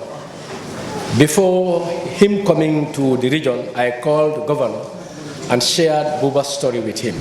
Immediately he came, he was attended to by governor. Actually, it has been an oversight on the area of the Ministry of Youth, how I could have connected him. Because all these people sitting here, I have direct contact with them, and I've related with them over the past 2 decades. So any of them that I would have referred Buba to would have attended to Buba. But I want the young people in this hall to carefully listen to the message of Buba and his lifetime story. It's really heart-touching. In as much as we want to travel, let us always think twice before we embark on the journey. It's very important. For him, he is a brother, and I will continue to stand by him to give him all the support that he requires.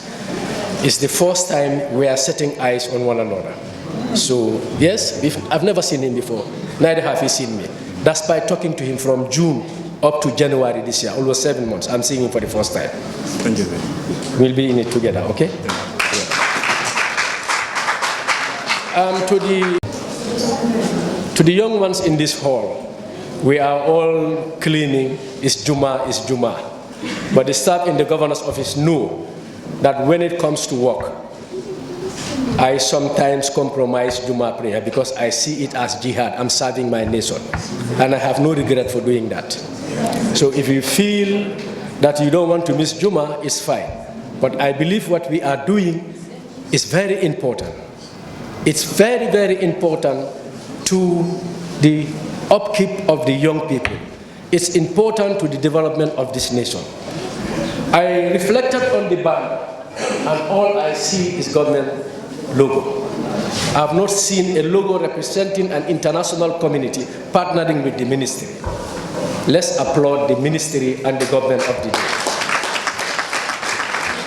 This is a very rare instance where a minister and the entire senior management team will come before the young people to say, we are here for you to assess us.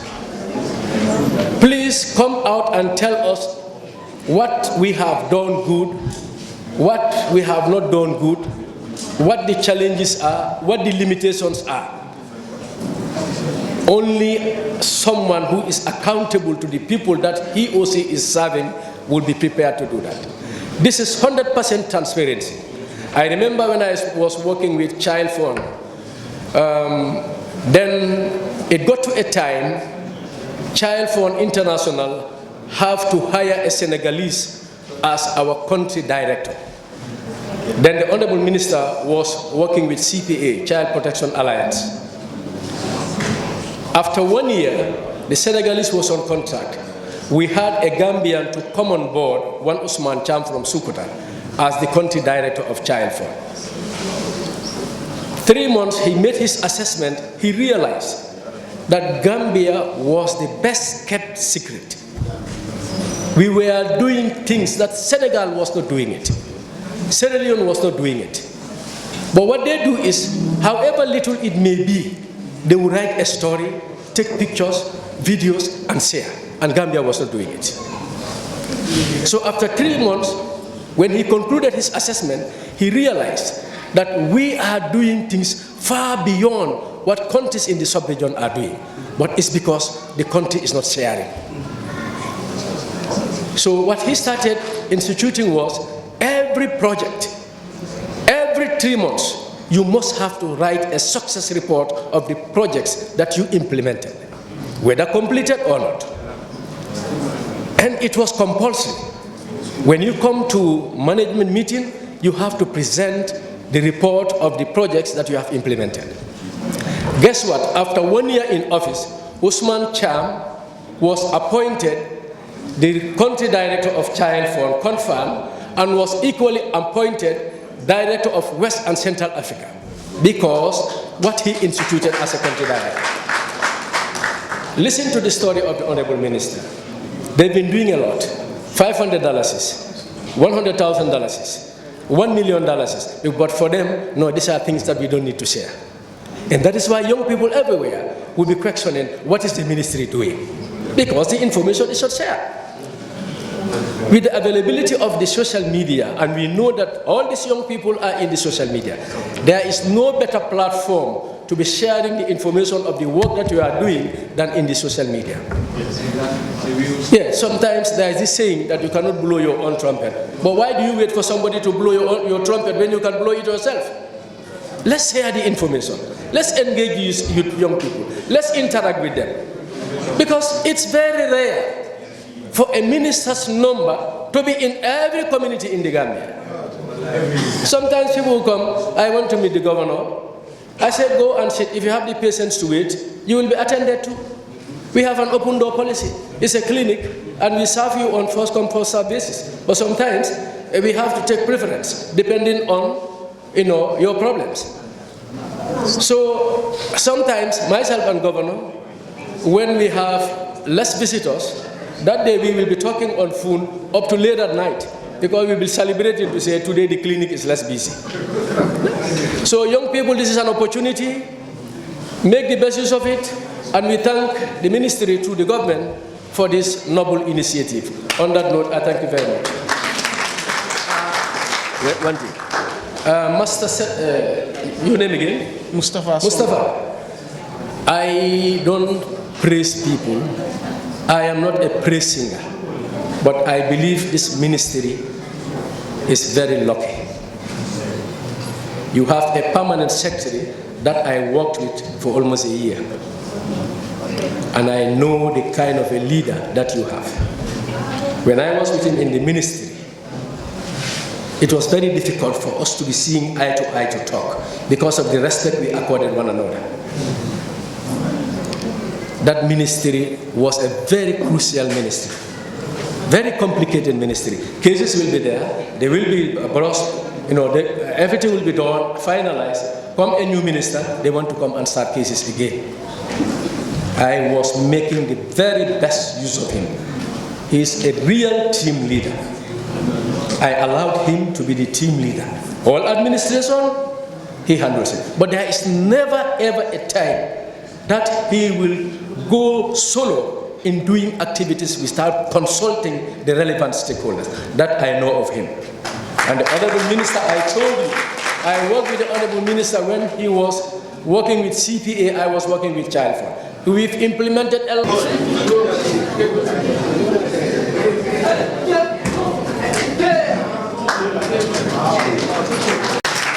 Thank you so much. That's a very good place to turn this convergence or dialogue to an end. we can pray and then... Yes.